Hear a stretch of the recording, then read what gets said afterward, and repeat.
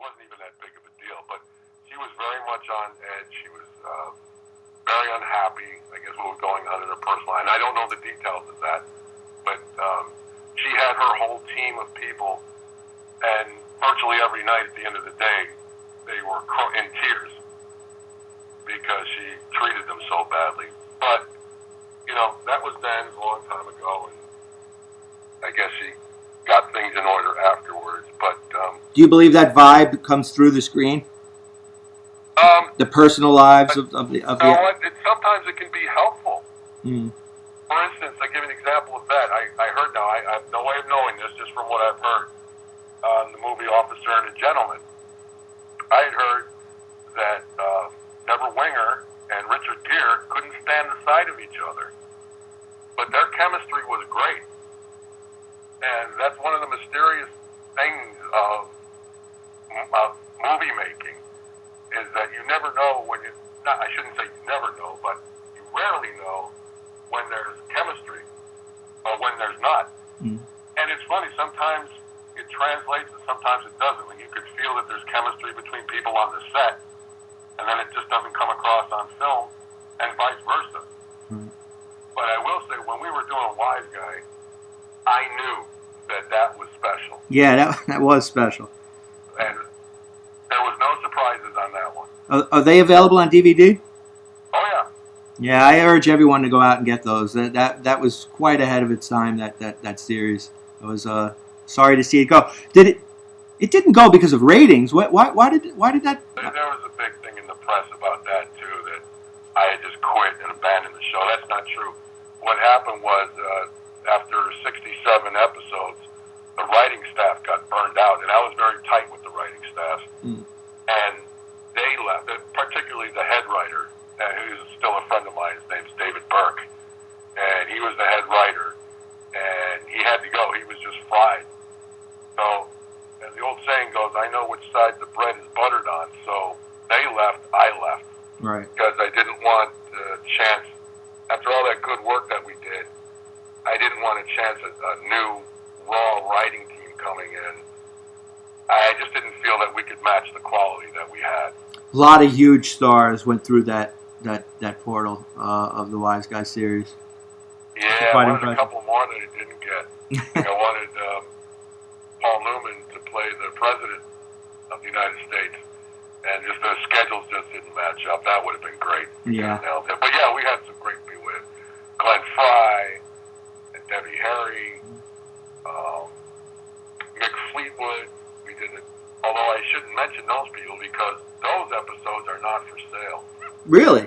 Yeah, and that's all because of the music rights. Oh, right. So they just decided not to put those in the package. But we had Tim Curry, and who else? God, you probably know better than I. Big Sharkey. Yeah, Ray Sharkey. Rest in peace. Rest in peace. Yeah, that. Poor guy. Yeah, he was a pretty bad heroin addict, and he just got a hold of some dirty needles. Right. And that's what happened. You mentioned a movie before, and I do this a lot with actors I like. I'm going to put you on the spot because you're going to have to be humble, but Officer and a Gentleman. I could see you in that role and nailing it much more than Richard Gere. And I know this is an iconic movie, and Richard Gere is iconic in it, but I'm running through the movie in my head and putting you in the role, and I like the movie better. That's amazingly astute. Well, thank you very much. Right. I am very humbled by that. But that's very astute of you also, because I turned that movie down. Really? Yes. What is this a case also of a movie finally coming out and it was different on the screen than what maybe the script was passed through? It was much better, but look, in all fairness, I mean, that's real nice what you say about me, but I'm telling you, Richard Gere's chemistry with Deborah Winger was much better than mine would have been. I had met Deborah Winger before a few times. We didn't get along that well either. I mean, I get along pretty much with everybody, but she, at that time, was really trying to be, in my opinion, she was really trying to stand out and make people notice her. And so I met her on other auditions, and I just don't think that now I could be wrong, right? But I don't think that we would have had the chemistry that she and Gere had. Right. Those two guys were, well, and it bears out. I mean, it was, but above and beyond that, I did not do it because of Deborah Winger, because she was cast later. I didn't do it because I just didn't like the script. And the script, the final product was much better, much better than the script I had read. Right. So congratulations to them for doing that. And that's one of the biggest movies of all time. Yeah, I hope technology gets to the point where we can.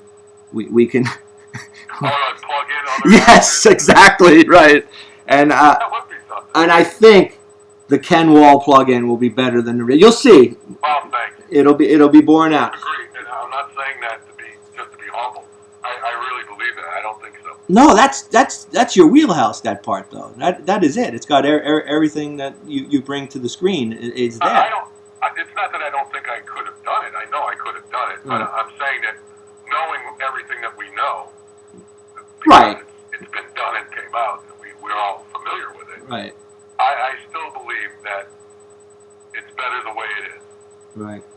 I mean, I'm not a big Roger Ebert fan, but he said one thing once that was great. It was about the movie Splash, and he wasn't a big fan because he said he thought the John Candy Tom Hanks part should have been flipped on its ear. And when you run that through in your mind, he's kind of right, because John. It's easy to say that too, though, but it depends on the execution. It's all on the execution. Yeah, you can run it through your mind, but you don't know that the movie that you're gonna see matches the one that's In your mind, right? That is the big task of a director, isn't it? Getting on what's in his head up on that screen. You know, that's why when you read a book and you get in your mind's eye, what you are doing is you're running a movie in your brain. Well, when you read The Wanderers had already been made. When you read the book, were you able to do that? Were you able to put yourself in the book and see how you would have played the part differently, or? No, I'm glad that I read the book after and not before. Right. Because I liked the characters that were separated, because we had to amalgamate so many characters into one, and I thought that left something lacking. Whereas in the book, it was much more fleshed out. But there again, too, I was very disappointed in The Wanderers, because it was Phil Kaufman's director's cut was much better than the studio cut. There's a lot of stuff cut out of that movie, that nobody ever saw. And in my opinion, it was a better movie before. There's a huge market for that kind of stuff. Do the directors have any control of that at all, or is that just? I mean, of course, Spielberg does. Yeah. It depends on the director. It's called final cut. Right.